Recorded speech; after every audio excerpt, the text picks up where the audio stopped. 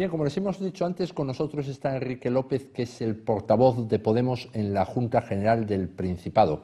Portavoz desde hace poco tiempo, el anterior portavoz dimitió y lleva 2 meses en el cargo. Muy buenas noches, don Enrique, bienvenido a La Lupa. Hola, buenas noches. Bueno, lo primero es obligado. ¿Cómo lleva el cargo de portavoz? 2 meses ahí, ¿qué sensaciones, como se dice ahora, qué sensaciones tiene? Pues lo llevo con mucho trajín, también con mucha responsabilidad. Es una responsabilidad que me encargaron desde mi organización y la asumo. Agradezco la confianza que se tiene en mí. Bueno, lo que procuraré es pues, rendir al 200% en el periodo que me queda. Antes que usted llevaba 3 años y pico, Emilio León. Le tocaba estar hasta final y lo dejó. Es un misterio, ¿no?, la dimisión de Emilio León. Bueno, nosotros a veces hablamos de que somos gente normal haciendo cosas excepcionales, ¿no? Y el desgaste que nos supuso el choque con la vida institucional de la política asturiana, con la vida parlamentaria, la presión mediática, la exposición pública, la responsabilidad que a veces cae sobre nuestras espaldas para sacar adelante temas que sabemos que tienen mucha importancia para las personas que necesitan soluciones, pues desde luego genera un desgaste que hay que entender también, ¿no? Emilio León hizo un trabajo excepcional y sigue haciendo un trabajo excepcional dentro del grupo parlamentario y ocupó un papel de portavoz, una posición muy expuesta, con mucha responsabilidad y con mucho trabajo, con muchas preocupaciones, y eso para la gente que se toma la acción política con pasión y con honestidad, pues a veces no es muy fácil de llevar, ¿no? Y hay que comprenderlo. Nosotros somos una organización donde los relevos deben ser vistos con absoluta naturalidad, ¿no? En la política asturiana, en la política española, se entiende muy mal que la gente se aparte de las responsabilidades políticas, ¿no? Porque eso acarrea como el tener un estatus que te pone por encima de los demás, ¿no? Socialmente hablando, ¿no? Entonces, pues la gente parece que se resiste, ¿no? Profesionales aparte, por supuesto. Pero nosotros somos gente normal y los relevos deben verse como algo natural, ¿no?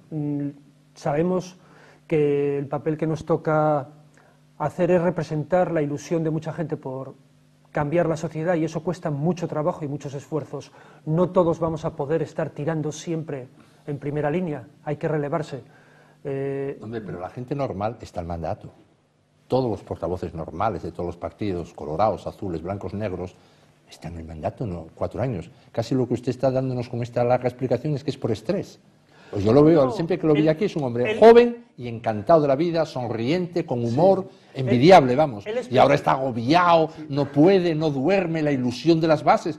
En fin, no sé qué quiere que le diga. Me contrasta con la imagen de él cuando venía por aquí. Él pidió pasar a un plano más discreto, a un segundo plano, y hay que respetarlo. Él dio las explicaciones, pero yo lo que insisto... ¿Y qué les dijo cuando dio esas explicaciones? No, ¿Era el agobio este que nos está contando que tenía? No, las explicaciones que dio fue las que hizo públicas, ¿no? Que había motivos, eran motivos personales y que prefería pasar a un segundo plano y que va a seguir vinculado con el proyecto. Es no decir nada.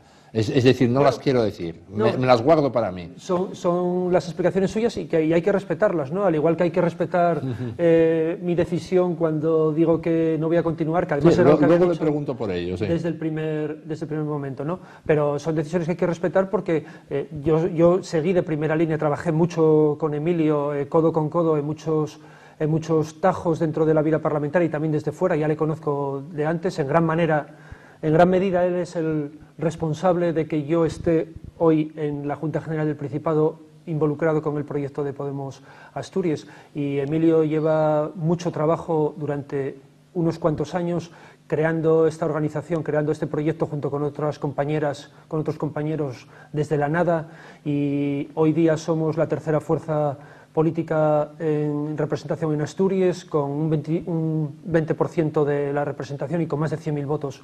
Y eso en gran parte Emilio León es responsable de ello, y hay que respetar absolutamente que decida tomar un poco de aire y estar en una posición menos expuesta. Vamos a ver, le voy a seguir preguntando porque son ustedes noticia las últimas semanas por esta especie de bajas, de gripe colectiva que tienen. Suaku Rodríguez, número 2, secretario de organización en los partidos normales, es un número 2 del partido. Bueno, lo deja. El responsable de lo que ustedes llaman la municipalidad, responsable municipal, el señor Orbiz, lo deja. ¿Qué pasa? No, Todos es lo mismo, están agotados, la responsabilidad, las bases, no pasa nada.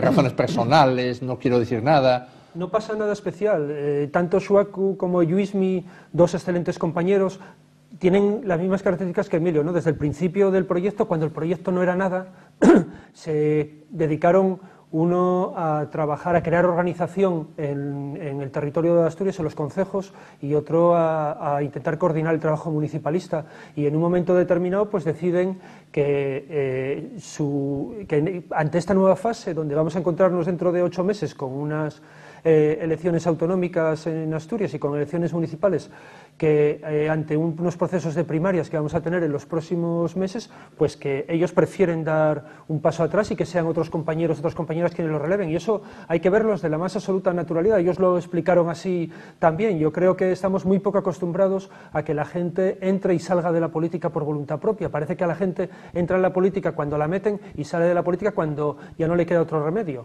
Nosotros somos gente normal que volvemos a nuestras vidas laborales y son otros los que nos sustituyen, y eso hay que verlo dentro de una actitud normal. Pero la normalidad es acabar el mandato 6 meses antes, que se dé de baja a la gente que está jugando el partido. Sí. El mensaje es, no voy a decir que sea terrible, pero es un mensaje nada positivo. No, yo me atrevo a decir que para nosotros esta legislatura, que es nuestra primera legislatura, la primera legislatura también de la historia de Podemos, fue más dura que para nadie. Nosotros, por decir mi experiencia en la Junta General del Principado, desde el primer día que entramos en el Parlamento nos enseñaron bien claros los colmillos afilados el resto de los grupos y nos hicieron saber que no éramos bienvenidos a su fiesta. Bueno, ustedes tampoco se comportaron como gatitos con ellos, ¿eh? No son gatitos tímidos ustedes en el Parlamento. Nosotros nos encontramos con que con que no habíamos tomado prácticamente posesión del cargo y ya nos convocaron el presidente Pedro Sanjurjo, ya nos convocó urgentemente a una reunión que era para revalidar la subida de sueldos de los diputados. No, eso fue lo primero que nos encontramos ya cuando llevábamos 10 minutos en el Parlamento. A partir de ahí ya supimos lo que había, ¿no? Y donde el Parlamento cuenta con mecanismos ágiles y donde el Parlamento es capaz de comportarse como un elefante cojo para sacar adelante cosas. El trabajo parlamentario en estos años fue muy duro para la gente de Podemos. Yo deduzco que ustedes en conjunto no tienen un fácil acomodo en las instituciones. Esto es como todo, acostumbrarse a correr o a jugar al ajedrez. Ustedes se agotan pronto porque pensaron que era otra cosa, llegaron a comentar ya a correr 100 metros lisos y esto es muy largo, la vida no se cambia en 2 años, en 4, en 8... Hay que estar mucho tiempo. Estamos hablando de 4 personas, de 5. Nosotros tenemos un Consejo Ciudadano de más de 40 personas, tenemos una coordinación ejecutiva, tenemos grupos parlamentarios, concejalías y eso. Tampoco la mayoría de la gente está en primera línea, la mayoría de la gente sigue trabajando, se producen relevos con cierta normalidad y ahora lo único que hay es que hay una fase nueva que vamos a tener que afrontar y hay algunos compañeros que prefieren tener otro papel diferente, pero en todos ellos tienen claro, o por lo menos así lo dijeron públicamente, cuál es su vinculación con el proyecto, pero que prefieren que otras personas estén en primera fila. Acomodarse a las instituciones, por supuesto, no es nada fácil acomodarse a un mundo cerrado, exclusivo y esclerótico como son las instituciones asturianas. Yo lo digo por la Junta General, ¿no? Un Parlamento donde el reglamentarismo urdido por quienes llevan gobernando durante más de 30 años en Asturias, pues hace muy opresivo el ambiente para cualquier persona que quiera tener iniciativas políticas, ¿no? Donde cualquier propuesta de cambio se encuentra con un verdadero campo de minas en forma de normas y reglamentarias que te impiden dar pasos, ¿no? Donde hay 1000 vericuetos en los que se utilizan argucias parlamentarias para bloquear iniciativas políticas y eso es muy frustrante y a veces te hace pensar en la validez que tiene, en la posibilidad que da las instituciones de poder cambiar realmente las cosas. Pero yo, aún y todo, con esta experiencia, Creo que es muy positiva la entrada de Podemos en las instituciones. Creo que cambiaron muchas cosas desde que nosotros llegamos, aún sin gobernar, y que forzamos al gobierno y forzamos a las instituciones a que se muevan en aspectos que nunca hubieran soñado que tendrían que haberse movido. Vamos a ver, para acabar ese tema, quería preguntarle, usted antes citaba el responsable de municipalidad, el señor Orbiz. Este señor sí hizo declaraciones concretas, es decir, Emilio León me parece que alguna vez, no sé si, o en su entorno aludían a la familia, cosas de este tipo, a razones familiares, que es un poco lo que hice siempre los del PSOE y PP, porque ustedes ahí hacen hasta ahora lo mismo que ellos en las salidas, no son razones personales.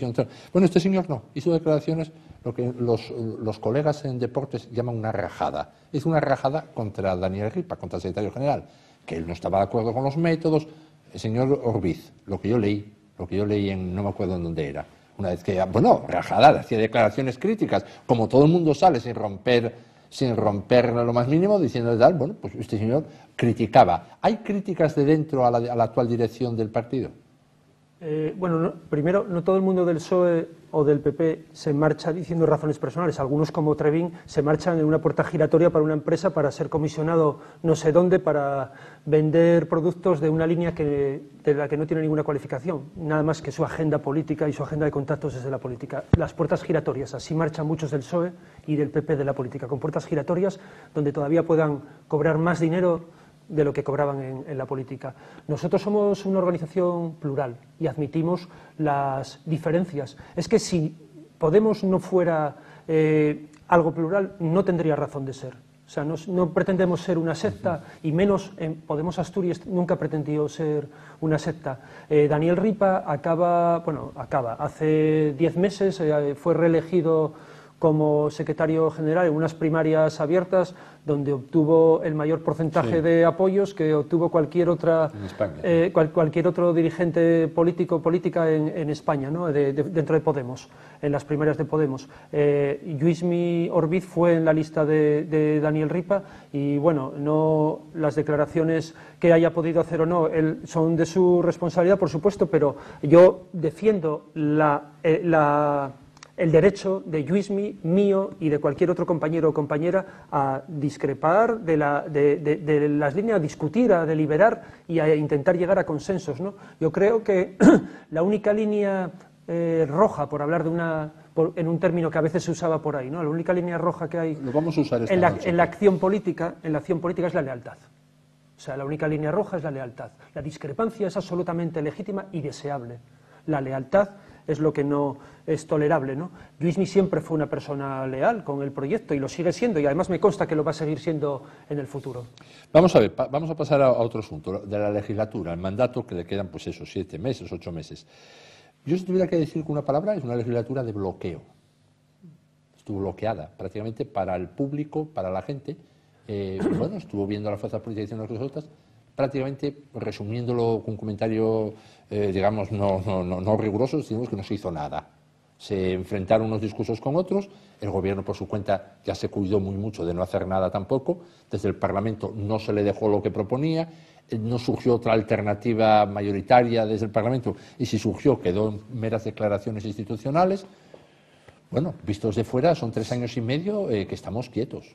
Estamos en un momento histórico. En Asturias se acaba la generación Villa. Este es el último gobierno de la generación Villa. Los responsables de este gobierno fueron nombrados, todos provienen de la órbita de Villa, ¿eh? Y este es el último gobierno, tanto Javier Fernández, Jesús Gutiérrez, Fernando Lastra vienen de ese mundo. Aunque ahora, como el otro día comentaba en otro medio, nadie conoce a Villa. Antes algunos presumían de llamarle José Ángel, ahora el señor Villa es como si fuese un ente amorfo al que nadie conoció nunca, ¿no? Desde el principio de la legislatura nosotros nos sentamos con el gobierno asturiano a intentar llegar a un acuerdo de investidura.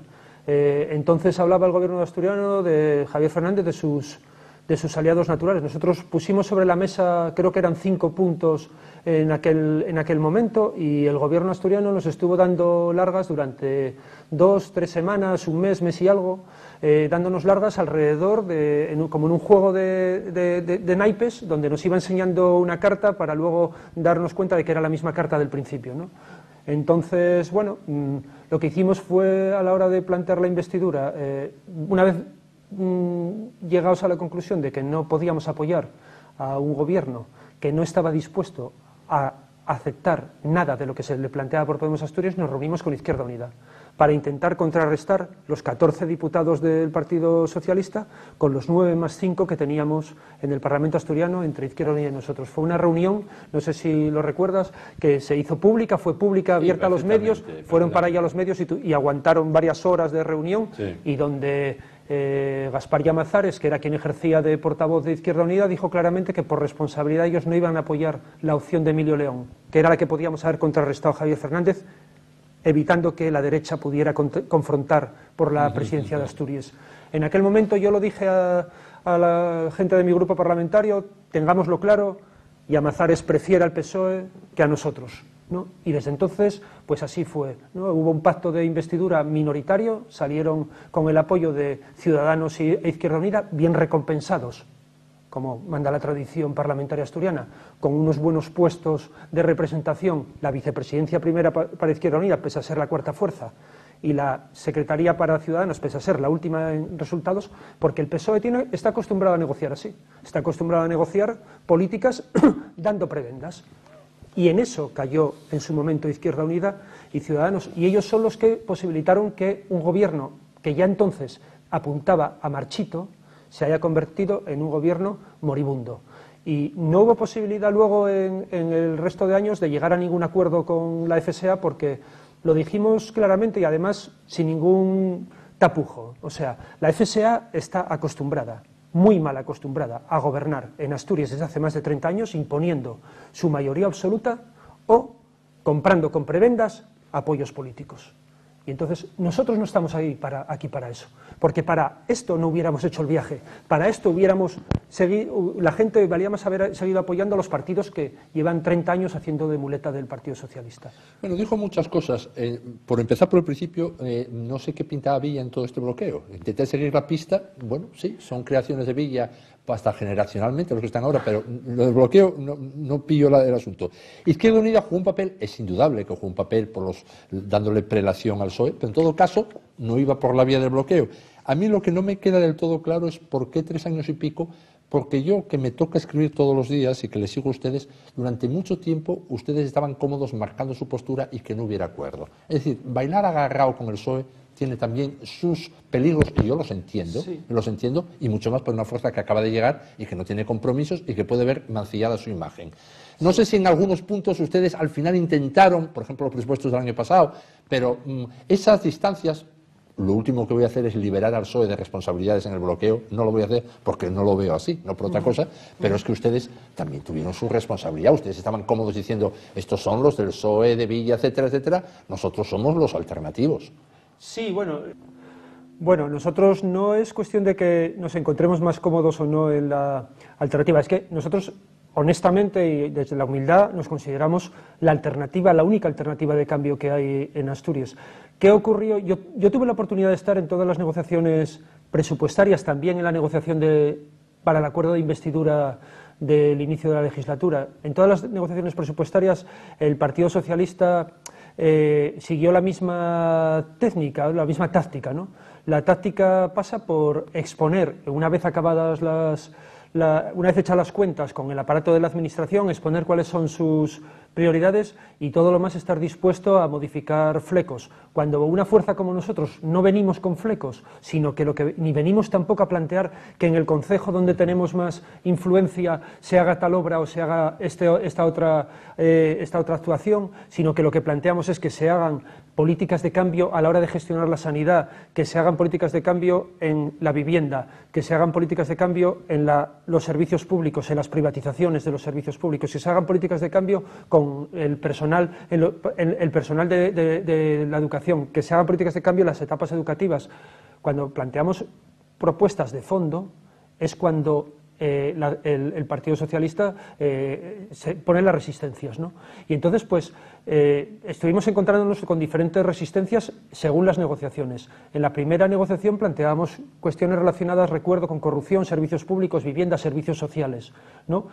Ahí tuvimos muchísimos problemas para avanzar en cualquiera de ellos, porque el Partido Socialista lo que hace es vender sus posiciones como la mejor de las opciones posibles y en ocasiones la única de las opciones que se pueden defender, ¿no? Cuando planteamos cambios en la fiscalidad, nosotros planteamos que había que modificar el impuesto de sucesiones, pero que había que modificar el impuesto de patrimonio y que había que modificar también las cotizaciones las cargas fiscales que algunos colectivos estaban sufriendo. El Gobierno no tenía ningún problema en modificar lo referente a sucesiones, luego de hecho lo subió más con el Partido Popular, pero en cuanto empezamos a decir que aquí los patrimonios superiores a 1 millón de euros que deberían verse cómo se acomodaba esa carga fiscal para equipararlo a lo que pagan las rentas del trabajo, pues entonces chocamos, ¿no? Cuando planteamos al año siguiente que hay que acometer modificaciones para abordar los problemas de desempleo en Asturias, gestionando un SEPEPA que tiene una aportación ridícula al empleo en esta comunidad, cuando planteamos cambios en los servicios públicos, cuando planteamos cambios en la sanidad, cuando planteamos cambios en la promoción del tejido económico a través desde el IDEPA, cuando planteamos que la etapa educativa 0 a 3 debe ser un elemento fundamental para atajar la crisis demográfica, pues lo que nos encontramos es con negativa tras negativa e incluso con engaños en la propia negociación, y hay que decirlo así. Entonces, ¿engaños por qué? Engaños porque juegan con datos que luego no son exactamente los que se corresponden, te intentan vender 2 veces la misma cosa, ¿no? Y esas cosas hay que decirlo así. ¿Hay todo el que nació de Cancerbera era Dolores Carcedo todo el tiempo? ¿Con ustedes? Bueno, Dolores Carcedo siempre estuvo en las negociaciones, pero dependiendo del año, algunas veces tenía más protagonismo otras personas, ¿no? Fernando Lastra era el jefe hasta que pasó a ser consejero. Ya. Bueno, un buen tándem, ¿no? Para decir, no, Fernando Lastra, Dolores Carcedo, ¿no? El conocimiento técnico, digamos, de Dolores Carcedo. Yo conozco a Dolores Carcedo por razones profesionales. Sí. Mi puesto de trabajo como funcionario está en presupuestos en la Consejería de Hacienda que ella preside y que antes previamente había estado en el gabinete de esa consejería con el anterior consejero y bueno, pues la conozco bastante, le tengo aprecio personal. Es una buena negociadora, pero es una negociadora muy dura, que si tiene que ser inflexible, lo es. Yo ya le dije muchas veces que a nosotros no nos pilla, que nosotros no somos otros con los que está acostumbrado a negociar. Ahora, cuando está usted dando esta prolija detalle de cosas, estaba yo pensando que en principio esas diferencias y más tendría que haber entre Pedro Sánchez y Pablo Iglesias. De hecho, las propuestas que está trascendiendo Pablo Iglesias son de más entidad, incluso sabiendo que está a otra escala, son de mucha entidad, 10.500 millones más por vía impuestos, etcétera, y sin embargo avanzan, y aquí no. ¿Y no le parece que ese no avance o esas trampas, a mi entender, como usted sabe, yo escribo todos los días de eso, están muy relacionadas con que ustedes entraron por una vía que la marcó el PSOE, ustedes entraron desde el primer día, que es la opacidad en las negociaciones. Ustedes no detallan a la prensa cada día lo que está pasando. Es decir, hacen, y me va a permitir que se lo diga, el teatro de una negociación con Izquierda Unida, darle público y streaming y que todo el mundo lo esté viendo, una negociación entre 2 partidos de gobierno, y sin embargo llega una negociación de presupuesto, yo no digo que se someta a streaming porque no lo iba a hacer el PSOE, pero no detallan día a día, no, van bien las cosas, no sé. Es que a mí me pasma que el único momento, como temporada, en que el Parlamento nuestro trabaja, digamos, la temporada de ópera del Parlamento asturiano es desde ahora hasta diciembre. Bueno, pues hacen ustedes lo mismo que vieron hacer a la gente que está ahí, que es una absoluta opacidad. La gente que nos toca hablar de eso, no te enteras de nada, evidente, un poco. No, hombre, no. Si ustedes quieren ir marcando cómo van las cosas, digan, tenemos puntos ahí porque no quieren esto, no quieren esto, planteamos, no, esto te vas enterando de rebote. ¿Cuántas reuniones hubo? No se dice cuántas, pero si ustedes llegaban con la transparencia por delante, no, ya hubo reuniones, pero incluso aquí estoy entrevistando cuando están ocurriendo, no, bueno, ¿cómo que hubo contactos? Pero tú ¿qué pacto patriótico tienes con el gobierno de no poder decir, llevamos 11 reuniones y no avanzamos nada? Bueno, no dicen nada y luego lamentan que al final no se pudo llegar a acuerdos. Bueno, hacemos a lo largo en una negociación hay que equilibrar muchas cosas, ¿no? A veces se pide discreción y hay que cumplir con ello. Es que siempre se pide discreción, es cosa de ustedes mantenerla o no. Pero nosotros, yo creo que no somos no se nos puede acusar de que tenemos opacidad en, Hombre, está claro, en las que negociaciones. Tiene que escribir todos los días, lo ve. No se dice claramente lo que hay, ni siquiera cuando hay reuniones, ni siquiera se dice cuando hay reuniones. No, es que ni siquiera. A lo mejor ya empezaron los contactos hace un mes y están todos ustedes felices porque no se entera nadie. A veces hay reuniones de 2 personas donde se avanza en algunos temas o donde se exploran algunas cuestiones, y luego hay reuniones que son más públicas, pero el trabajo es... Hay que equilibrar también para que no se pueda romper. Ya es bastante difícil negociar como para que luego se pueda romper por cuestiones como esta. Nosotros siempre fuimos informando cuando se nos requirió por parte de los medios de comunicación, y también de motu propio hicimos declaraciones y ruedas de prensa, y están las hemerotecas, sobre la marcha de las negociaciones cuando considerábamos que era importante. El ir viendo los pasos de cada día. Hay muchas veces en que una reunión no sirve absolutamente para nada y ni tan siquiera eres capaz de avanzar ni una coma, ¿no? Otras veces es lo suficiente, es muy poco significativo los avances que se dan como para que tenga ninguna relevancia, y a veces, si es verdad, preferimos que se espere un poco para que la gente pueda tener una visión más clara de cómo va la negociación y no tener una opinión que a lo mejor pueda desvirtuar luego el resultado final. Eso es muy difícil de llevar. Yo acepto de todas formas su crítica e intentaremos corregirlo a la medida que se pueda, pero insisto que siempre está presente en nuestra acción política no el esconder cómo van las negociaciones, sino el que cada vez que haya una modificación, bien para tener que manifestar que hay un avance, o bien para decir que hay un bloqueo, que hay un parón, nosotros nunca tuvimos problema en hacerlo, porque pensamos que forma parte de la propia negociación. De todas formas, quizás es insuficiente y tenemos que afinar todavía más. Ustedes son muy libres de hacerlo. Lo que pasa es que tienen que saber que entran por el parámetro que marca el PSOE. La publicidad o no de los diálogos es importantísima en cualquier tipo de negociación. Sí, cuánto estoy de acuerdo, se dice, sí. Se puede mantener la discreción sobre algunas cosas, pero decir. Pero, bueno... Ya le hice este comentario. Quería comentar otra cosa. En todos estos disensos, ¿qué papel tenía Javier Fernández?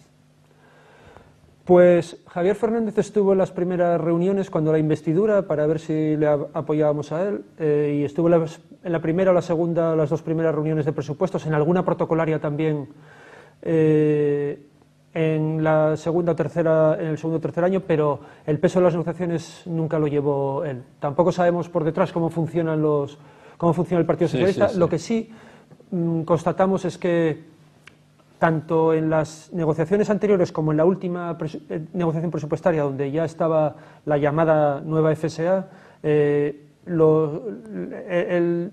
discurrir de las negociaciones fue prácticamente idéntico, ¿no? La FSA tiene una estela trazada a la hora de llevar adelante estas cosas. Ya digo, están muy mal acostumbrados y yo creo que no asumieron todavía que hoy día hay fuerzas políticas que cuestionan su manera de entender el futuro de esta comunidad y que deben tener en cuenta que ya no tienen una mayoría como la tenían antes, ¿no? Tienen una mayoría muy minoritaria y que simplemente se sostiene pues porque no hay una decisión de las fuerzas del cambio para poder relevarle, ¿no? Usted, que antes hablaba eso de la generación Villa, ¿cree que con los sanchistas, que son esta nueva FSA, va a haber más entendimiento en un próximo mandato? Es difícil saberlo, porque lo único que tenemos hasta el momento es que a la generación Villa la sucede una nueva dirección amparada por el sanchismo, que pretende la renovación, y que aquí encabeza Adrián Barbón, que lleva la mitad de su vida como liberado del PSOE y además está aupado por el SOMA. Entonces, bueno, parece que volvemos a la pieza a la casilla de salida. Otra vez. No está Villa ya en el SOMA. No está Villa, Alperi. Está Alperi, ahora hay una generación, el tiempo pasa y la gente se hace mayor y por unas u otras causas acaba retirándose de la primera línea, está claro. Pero está por ver qué hay detrás de la nueva dirección de la Federación Socialista Asturiana. Lo que sí tenemos que criticar es algo ahora importante, ¿no? Que desde hace unos cuantos meses, y no sé cuánto tiempo lleva Adrián Barbón al frente de la FSA, pero desde que tomó posesión la nueva dirección, parece que aquí hay 2 organizaciones distintas, o 2 PSOEs distintos. Uno es el gobierno, que funciona por libre y donde la FSA no interfiere, y otra es la FSA, que viaja por los concejos para vender su propuesta política, cosa muy, muy legítima. Pero mientras Asturias muere, y seguimos a la cola de todos los parámetros económicos que hay, con los mayores índices de desempleo juvenil, con la mayor caída demográfica y un gobierno absolutamente inactivo y una nueva dirección del Partido Socialista que debería imprimir nuevas formas de hacer política al gobierno de su propio partido. No esperar a que llegue mayo, porque no podemos permitirnos tampoco esperar 8 meses a que haya un relevo y que Javier Fernández se marche. Para estos presupuestos de este año, ¿ustedes ya tuvieron algún contacto con la Federación, con el gobierno asturiano? No, se lo puedo asegurar, no tuvimos ningún contacto. Bueno, ustedes ya marcaron una línea roja, me parece que más hacía usted las declaraciones, que para sentarse a la mesa, que esto sí que es línea roja, para sentarse a la mesa, o se partía ya del supuesto que iba a haber gratuidad para la red de 03, que fue, digamos, la gran bandera de ustedes en el último presupuesto, por otra parte acertada, porque en la sociedad creó expectativa esa propuesta de ustedes, o parte el gobierno de ese punto, que hay que aceptar ya la línea 03, o no se sientan a negociar, ¿lo mantienen? Sí, claro, es que nosotros en la negociación del año pasado planteábamos eso como una cuestión transversal, es más, al final era la única condición que poníamos, porque nosotros queríamos haber llegado a un acuerdo presupuestario y estábamos dispuestos a hacerlo si se asumía eso, porque nos parece que no es que se hayan creado expectativas, es que es una necesidad ahora mismo, ¿no? Es una necesidad que se reconozca esa etapa educativa. ¿Qué ocurre? Que con el paso del tiempo el Partido Socialista llegó a asumir que había que rebajar el 50% de esa cuota de las familias, que muchas familias no se podían permitir pagar esas cantidades, y lo recogieron en la Ley de Crédito Extraordinario. Además, la consejera nos lo dijo, me lo dijo claramente, o sea, lo dijo, ellos ponían esa medida para favorecer un posible acuerdo en la Ley de Crédito Extraordinario con Podemos Asturias, porque sabían que necesitaban nuestros votos. El PP ya les había puesto la mano diciendo, no, tierra quemada, nosotros tierra quemada con este tema, ¿no? Entonces, bueno, ¿qué ocurre? Que la necesidad sigue existiendo, es más acuciante. El comienzo del curso lo que dejó claro fue que hay todavía hoy más necesidades porque hay más gente que entiende que poder tener a sus hijos en unos centros públicos atendidos en una etapa educativa en la primera parte de la vida de sus hijos y de sus hijos, pues es muy importante para favorecer su conciliación y para poder también afrontar una vida con futuro, para buscar trabajo, para desempeñar un trabajo, para lo que sea, ¿no? Para las necesidades que se tengan. Y esa necesidad no desapareció. ¿Qué hacemos nosotros? Nos olvidamos de ese planteamiento. Sí. Si para nosotros es un tema central, tendremos que ver cuál es la nueva posición de la nueva dirección del Partido Socialista y de este gobierno, cuál es la posición ante una demanda que hace una fuerza política que tiene el 20% de la representación y que para ella es importante. Algo tendrán que decir sobre eso. Bueno, ya dijeron que no. Bueno, se precipitó el portavoz Marcelino Marcos, creo, al dar la callada, al dar la negativa por respuesta.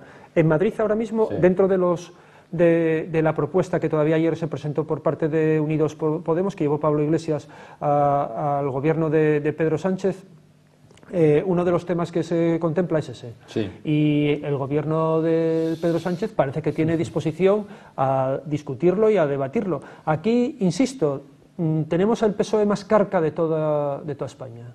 El PSOE más carca. Y es muy mal acostumbrados porque aquí siempre se gobernó con mano de hierro. Y eso se acabó. ¿Son más progres en Andalucía? No sé si serán más progres en Andalucía. En Andalucía tienen lo suyo también.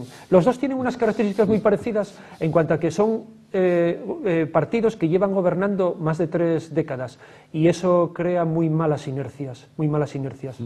En Asturias eso nos llevó a la situación, nosotros no tenemos ninguna duda, a la situación a la que llegamos.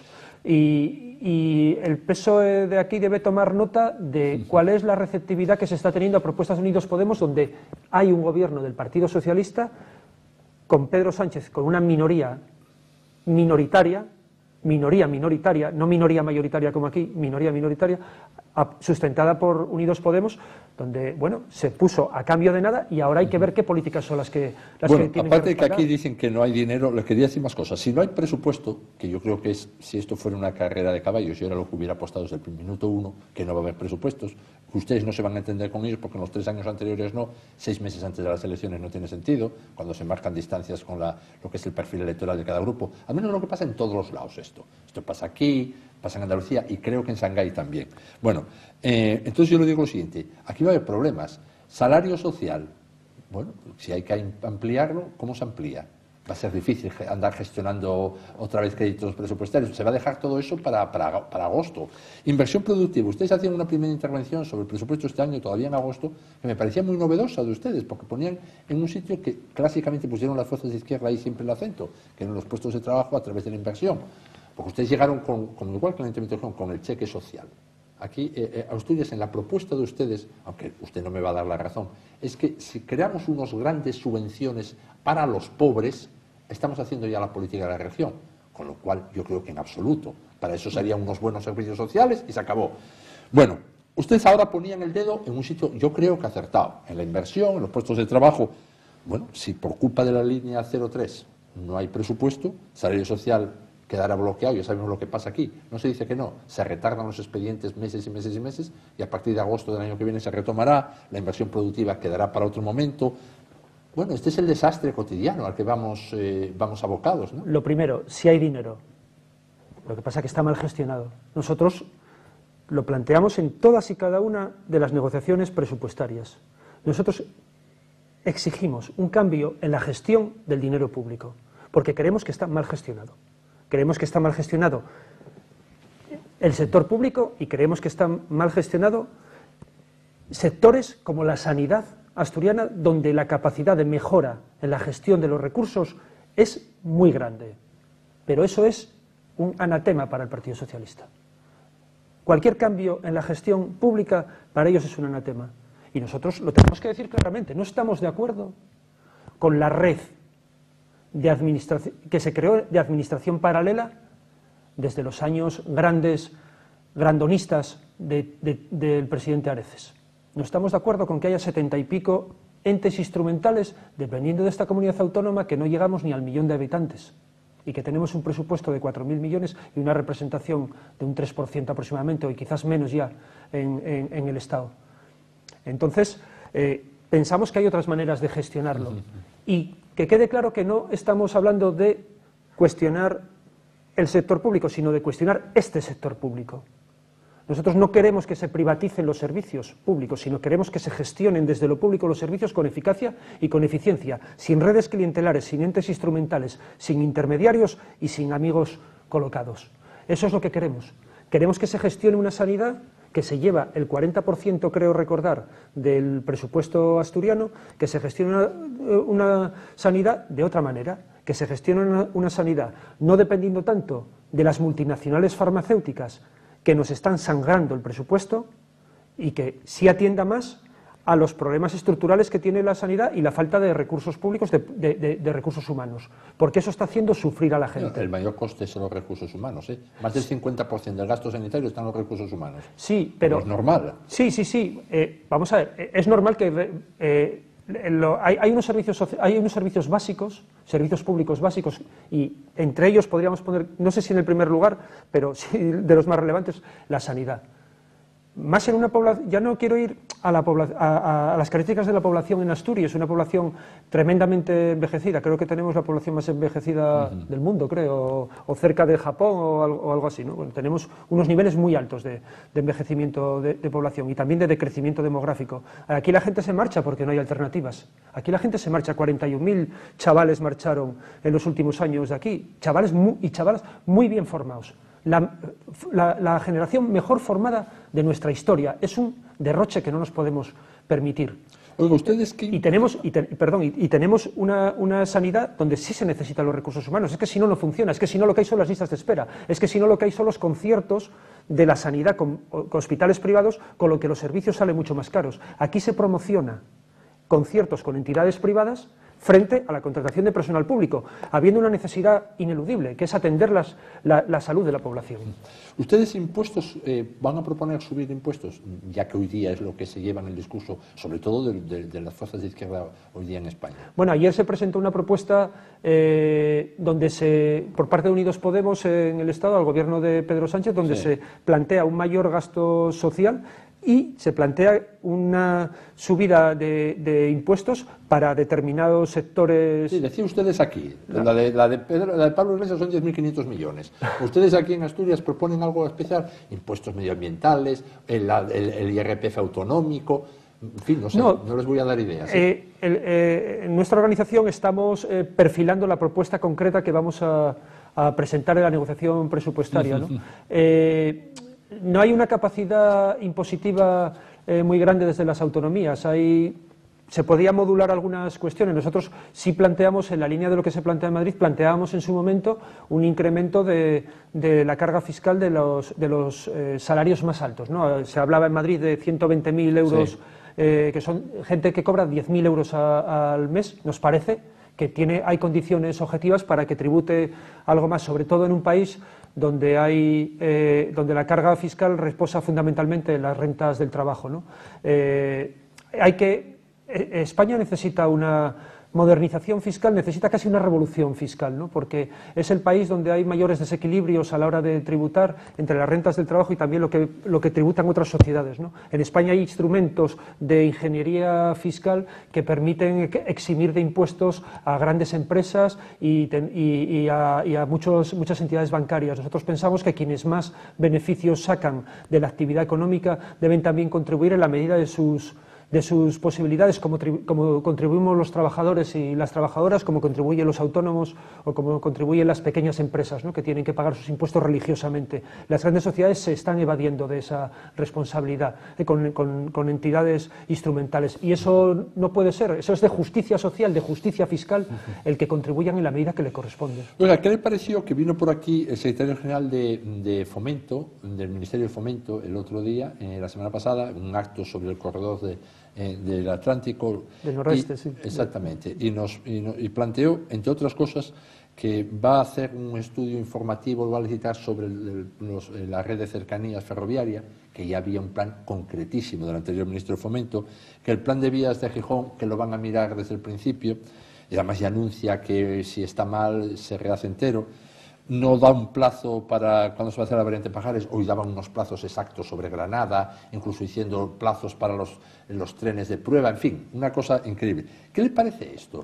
Bueno, la conclusión primera es que Asturias no es una prioridad, pero no para este ministro, o sea, no es una prioridad para el anterior gobierno, porque el ministro de la Serna vino varias veces aquí, siempre viene acompañado por toda la cohorte del Partido Popular Asturiano, a hacer anuncios, pero no hubo ninguna concreción en ninguno de los años en que estuvo gobernando, sí, en que estuvo el de ministro.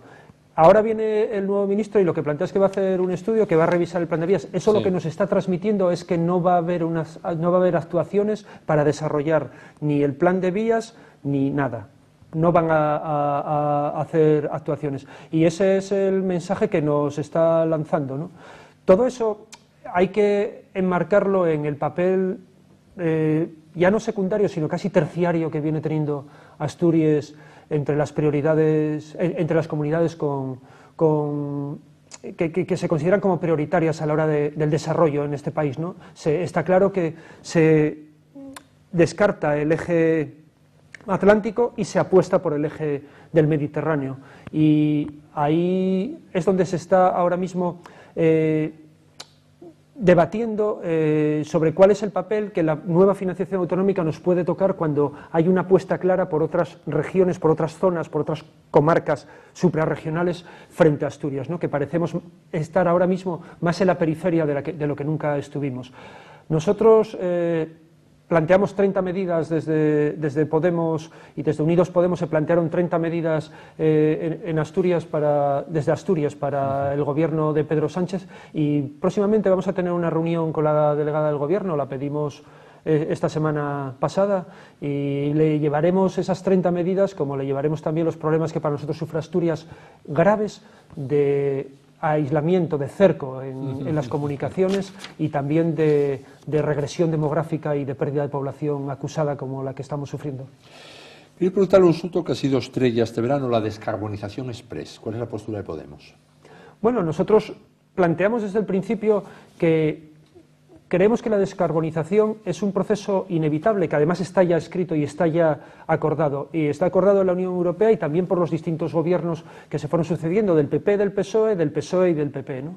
Ahora nos encontramos en una fase casi terminal y en este momento lo que tenemos que poner sobre la mesa es que ya no nos valen las viejas recetas como las que se hicieron hace 10 años, cuando aquella época de que antes de cerrar un pozo pasarán por encima de mi cadáver, y que entonces salieron los fondos mineros, ¿no?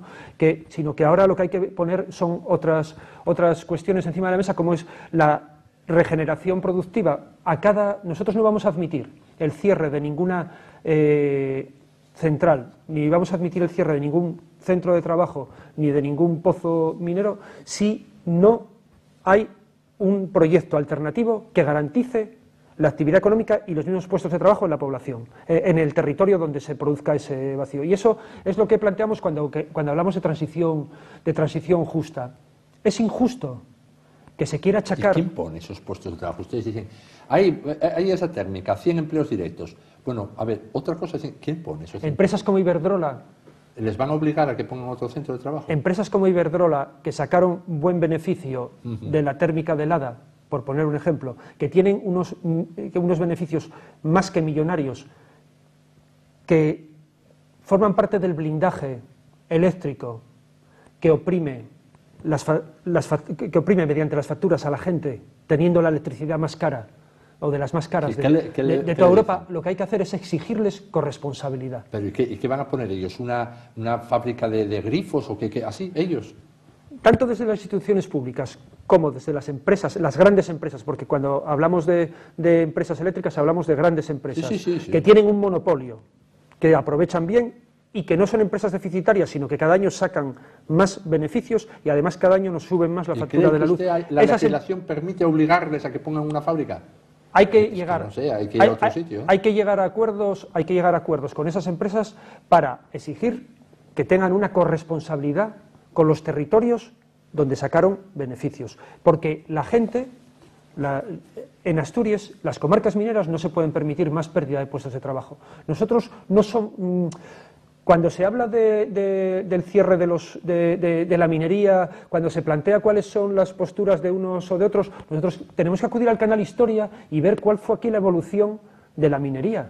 ¿Qué se hizo con los fondos mineros, con miles de millones que se fueron por dónde se fueron? En piscinas, en museos, ¿dónde se fueron? Bueno, desde luego en cualquier... Escogieron, Desde luego, por cualquier sitio, menos para crear empleos alternativos, porque las cuencas quedaron como un erial donde los padres se prejubilaron, pero los hijos se tuvieron que marchar, o están aquí en el paro. Tenemos en las cuencas la mayor tasa de desempleo juvenil y de desempleo de toda Asturias, el doble que la de Oviedo y de Gijón. De todas formas, ustedes, Podemos, al igual que Izquierda Unida y al igual que PSOE de Asturias, juegan con una doble baraja. Ustedes defienden eso aquí en Asturias, pero sus direcciones nacionales, que ya sé que no está usted ni Daniel Herri, pero las direcciones nacionales, en el caso de ustedes, Pablo Iglesias, etcétera, en el caso del PSOE, Pedro, aceptan totalmente la discriminación express. Las medidas que están tomando, precisamente, está hablando de empresas y me venía a la cabeza que hace 10 días, en una reunión en el Congreso de los Diputados, se plantea una postura que la mantenía el ministro Nadal del PP, porque aquí es la confusión de siempre. Esto de izquierda-derecha es pura mentira en la práctica. Cuando se va a la materialidad, se confunden las dos posturas, no sabe quién está hablando. Pues Nadal, es decir, el gobierno de Rajoy, mantenía una postura mucho más favorable a mantener las térmicas de las que mantiene la izquierda madrileña. Mantenía que Iberdrola, en todo caso, si quería cerrar, que sacara a la venta y que le podía comprar un competidor eso, y se negó Iberdrola. Y sin embargo ahora, en el propio Congreso de Diputados se votó que el gobierno no puede tomar ninguna medida, que las empresas son libres de hacer lo que quieran. Evidentemente, Lada y Velilla, las dos las va a cerrar Iberdrola. Entonces, aquí, si uno atiende a los cargos públicos y a los candidatos de Podemos, de Izquierda Unida y del PSOE en Asturias, dice, estamos seguros. Si uno ve quienes verdaderamente mandan, dirá, con estos partidos aquí es un erial las instalaciones mineras. Podemos Asturias, dentro de la lealtad al proyecto político de Podemos en todo el Estado, nos posicionamos claramente respecto a la a cómo se debería abordar la transición energética en Asturias. Y lo dijimos claramente, que no se puede hacer una transición energética sin contar con los territorios, y que hay que atender a las realidades, no a las peculiaridades, sino a las realidades de cada territorio. En Asturias, es cierto, el proceso de descarbonización va a afectar mucho más que en otros territorios, y eso debe contemplarse, y eso implica, desde la responsabilidad política, implica que nosotros nos posicionemos con lo que creemos que es más beneficioso para la gente en nuestra tierra y para nuestra tierra. Y los compañeras de Podemos estatal entienden cuál es nuestra posición y dicen otra cosa, que ese en el sitio no se va a decidir, porque a las eléctricas no se le para los pies a la Junta General del Principado, es el Congreso de los Diputados. Está en debate, no digo en discusión, está en debate ahora mismo, y bueno, yo creo que hay acercamientos importantes y que también hay una comprensión de cuál es la posición que nosotros estamos manteniendo, que para nada es una posición que responda a otra cosa que a la responsabilidad que creemos que tenemos con la gente, porque nosotros formamos parte de esa gente y sabemos cuál es la realidad de los cuenques mineros, sabemos cuál es la realidad de los trabajadores en las empresas y sabemos cuáles son los problemas que tenemos en esta comunidad autónoma. Y no nos queda otra que posicionarnos, teniendo claro que la transición, en todo caso, tiene que hacerse contando con la gente. No vale la transición sin la gente. Ustedes sí, pero si hay un ministro o ministra que coincide más con Podemos, en este momento es Teresa Rivera, la ministra de Transición Ecológica. Lo que dice ella es el 100% lo que piensa Podemos Madrid. Dijo un Podemos Madrid como la cúpula nacional. Que es decir, que las térmicas, la transición ecológica en España, a un plazo más exigente que lo que marca la Comisión Europea. Que para el año 2022-2023 estén cerradas las 15 térmicas españolas. Coinciden, si es que coincide lo que dice la ministra con lo que dice la cúpula de Podemos. Ustedes piensan otra cosa y discrepan porque están aquí. Y evidentemente ustedes van a tener los votos y el rechazo o el apoyo de la gente de aquí. Pero, por desgracia, ustedes no van a decidir los diputados, el grupo parlamentario. Yo creo que hay una parte importante de la sociedad asturiana que es consciente de los problemas que tenemos en Asturias también con la contaminación. O sea, en Asturias tenemos la térmica, creo que es la segunda térmica de Europa, la segunda térmica que contamina más de toda Europa, ¿no? Muchas veces se dijo claramente... No, eso es mucho, ¿eh? Hay más de 300 térmicas en Europa. Si es la segunda de España, detrás de Aspontes, si es la segunda de España, la de Aboño ya va bien pagada, pero ser la que echa más humo toda Europa, abriendo térmicas en Polonia, la segunda, con la cantidad de térmicas que hay en Polonia, con las que hay en la Alemania del Este. Bueno, es que aquí somos un poco, nos culpamos nosotros, pero los que verdaderamente contaminan están en otro lado. Aquí los problemas de contaminación, que se le pregunta a la gente de Gijón Oeste, que se le pregunta a la gente de Carreño, de Gozón, que se le pregunta a la gente de Avilés, que se pregunte a la gente de Trubia. Vivimos en un paraíso natural con los mayores índices de contaminación, con los mayores índices de tumores de pulmón. Pero eso no es el CO2, eso son las otras cosas que echan. El CO2 es malo por el cambio climático, pero no mata a nadie ni enferma el CO2, Bueno, son otras cosas lo que el CO2 causa unos problemas, el cambio climático que lo estamos viendo día sí, día también. O sea que ya no es que pensemos que lo pueden ver las generaciones que nos sucedan, es que lo podemos ver nosotros en nuestras vidas. Ya percibimos la realidad del cambio climático, porque percibimos los cambios. Eso denota lo rápido que se van sucediendo, ¿no? Y eso es algo a lo que hay que poner también soluciones, y yo creo que también la responsabilidad con las generaciones venideras también tiene que pasar por ahí. No hay que contraponer industria a salud. La industria debe ser saludable, porque si la industria lo que hace es crear problemas sanitarios, problemas de salud a la gente, si la industria acaba matando, eso no es un buen negocio ni para la industria ni para la gente, por mucho que haya trabajo. Nosotros nos negamos a contraponer esas dos cosas. Pensamos que es posible tener industrias y a la vez no contaminar en exceso, como es lo que está ocurriendo ahora. Ahora, quien más contamina en Asturias posiblemente sea, en este momento, Arcelor. Posiblemente sea la empresa que más contamina. ¿Qué ocurre? Hasta que nosotros no empezamos a poner sobre la mesa los datos de las mediciones y los problemas que se están sucediendo, hasta que las plataformas anticontaminación no empezaron a poner sobre la mesa qué era lo que estaba ocurriendo, los humos de colores que están saliendo, lo que ocurre por las noches cuando se empiezan a sonar, eso lo sabe cualquiera que vive en la zona oeste de Gijón, cómo suenan los hornos en Arcelor y ¿qué es lo que echan? Se sabe, lo saben también los trabajadores. Bueno. Eso, ¿por qué no se controla desde la Administración? ¿Por qué se nos estuvo vendiendo durante mucho tiempo que no había unos índices de contaminación altos? Porque Arcelor está en manos de una multinacional que puede marcharse mañana a Georgia o a Polonia o a Zambia, si hubiera condiciones. Y entonces, pues, a veces estamos esclavos de que las empresas no quieren invertir lo suficiente para hacer sostenible sus industrias. Y eso es lo que hay que exigir también. Oiga, don Enrique, ustedes aquí en Asturias, así, en conjunto, ¿qué están? ¿Con Pablo Iglesias o con Íñigo Errejón? ¿Con papá o con mamá? No estamos con nadie. Hombre, no empecemos a inventarnos terceras vías imposibles. Pues hombre, sí. No me diga eso. Nosotros somos la vía asturiana. Ya, ¿y la vía asturiana coincide más con la de Pablo Iglesias o con la de Íñigo Errejón? Pues yo creo que coincide con una o con otra vía, en algunas cosas con una y en otras con otra. Nosotros creemos que en la política estamos muy orgullosos de tener un proyecto autónomo dentro de la lealtad al proyecto general. Y también somos, y aunque no parezca muy humilde decirlo, pero somos referencia para otras organizaciones de Podemos en el Estado, precisamente por esa autonomía, por esa posición propia que tenemos, ¿no? En las asambleas que tuvimos, en las asambleas ciudadanas, siempre llevamos propuestas que a veces fueron bien recibidas e incluso a veces fueron motoras, ¿no? Como planteamos alguna de ellas en la última asamblea, ¿no? Y fueron referencia para otros sectores, otros territorios. Tenemos una vía propia y no estamos alineados con ninguna corriente. Hay muchas compañeras, compañeros, también la dirección, que se alinean más con la línea de Pablo Iglesias o con la línea rejonista o con la línea de anticapitalista, que por decir las tres más visibles, ¿no?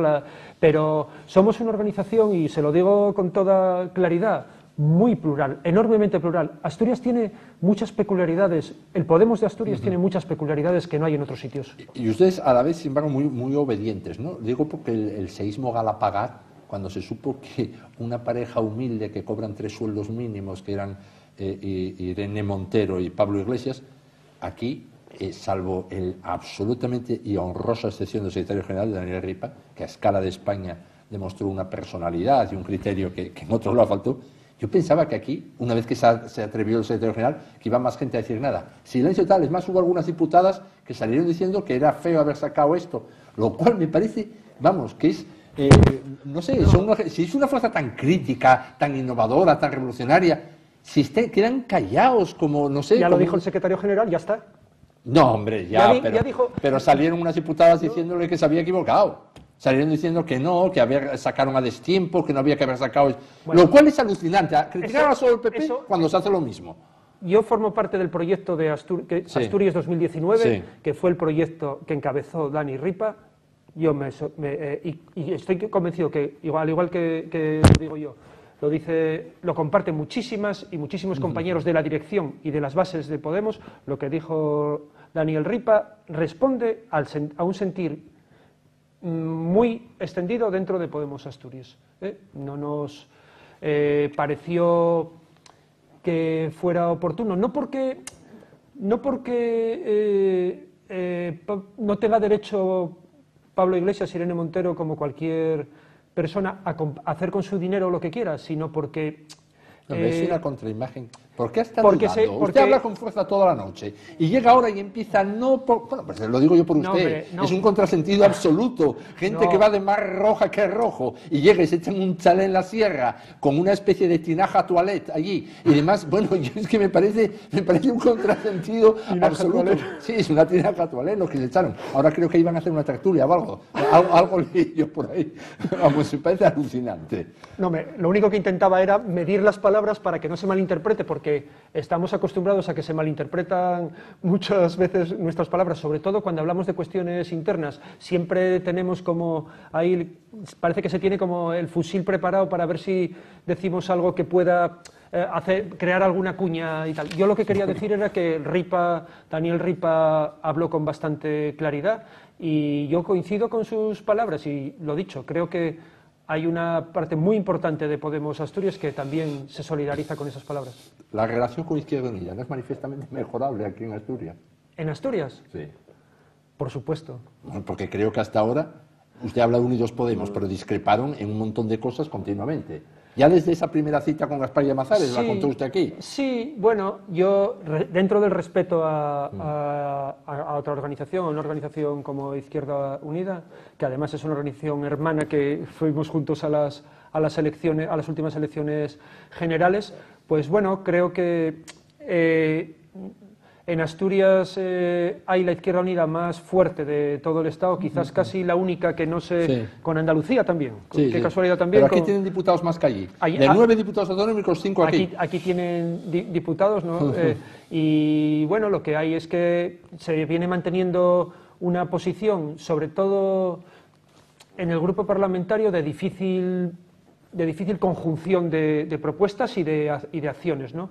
Las relaciones, por supuesto, que son manifiestamente mejorables, porque nosotros creemos que dentro del respeto a otras organizaciones, que las tesis llamazaristas, dentro de Izquierda Unida tiene una facción minoritaria que se llama Izquierda Abierta y que ahora creó un partido que se llama Actúa y tal, pero que bueno, que sigue siendo diputado de Izquierda Unida y que es el portavoz del grupo parlamentario, pues las tesis que él defiende se impusieron en Izquierda Unida de Asturias y bueno, son las que se están aplicando. Y esas tesis pasan porque Podemos se considera que es un rival electoral y se considera que la política debe dirigirse a intentar mejorar al PSOE. El PSOE que tenemos aquí es muy difícil de mejorar. ¿Va a haber una lista o dos?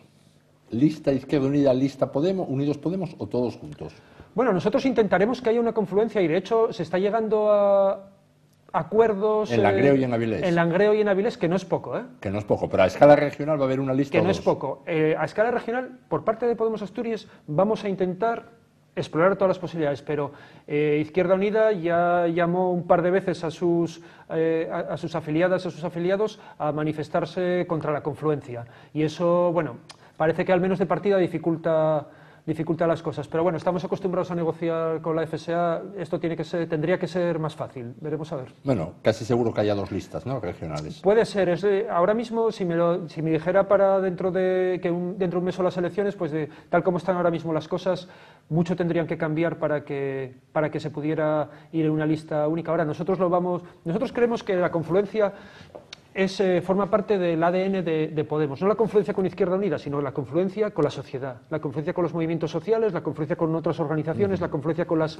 coordinadoras o con las candidaturas de Unidad Popular, que a la hora de presentarnos a las elecciones la dialéctica va a ser muy variada y cómo se van a concretar las listas va a ser muy variada. Para nosotros las siglas es lo de menos, ¿no? Nosotros no necesitamos presumir de estandarte, presumir de sigla. Nosotros lo que queremos es que la gente se sienta cómoda en nuestras candidaturas, la gente se sienta cómoda en un proyecto y la gente se sienta respaldada, sin diferencias, ¿no? Y ahí Izquierda Unida tiene un papel importante, no podemos negarlo, pero ahora mismo se están poniendo las cosas un poquitín complicadas. Ahora, tenemos esperanzas, hay que esperar a ver cómo se desarrollan sus procesos internos y qué planteamiento es el que tienen. Nosotros abiertos, intentaremos que nuestras candidaturas sean lo más abiertas y lo más plurales posibles, para que la gente en la calle, la sociedad, se identifique con nosotros. Bueno, Enrique, llegamos al final. Muchas gracias por su presencia aquí, le hemos conocido, le deseamos en todo este tiempo que esté de portavoz parlamentario todo tipo de éxitos, y al final las urnas pues van a decir sobre todo esto lo que hay, ¿no? Si se sube, si se baja. Es lo que hay. Nosotros vamos a intentar salir a competir honestamente, reforzando la organización. Estos relevos que se están produciendo van a reforzar la organización. Yo tengo esperanzas, los escenarios políticos cambian radicalmente. Lo que hace unos días nos indicaba que parecía que Ciudadanos iba a comer el mundo hace unos meses, ahora parece que es Pedro Sánchez el líder indiscutible del Occidente. Veremos ahora cómo se va concretando, después de los gestos, cómo se van concretando las políticas en el Estado con el Partido Socialista, y veremos también cómo van evolucionando aquí las cosas. Yo creo que tenemos opciones y somos una fuerza de gobierno y una fuerza que vinimos para ganar y para gobernar, y a eso es a lo que nos vamos a volcar, y a eso es a lo que me voy a volcar yo desde mi puesto de portavoz. Bueno, pues que le vaya bien. Muchas gracias. Muchas gracias a usted. Bueno, nosotros ahora hacemos un alto y seguimos con la lupa.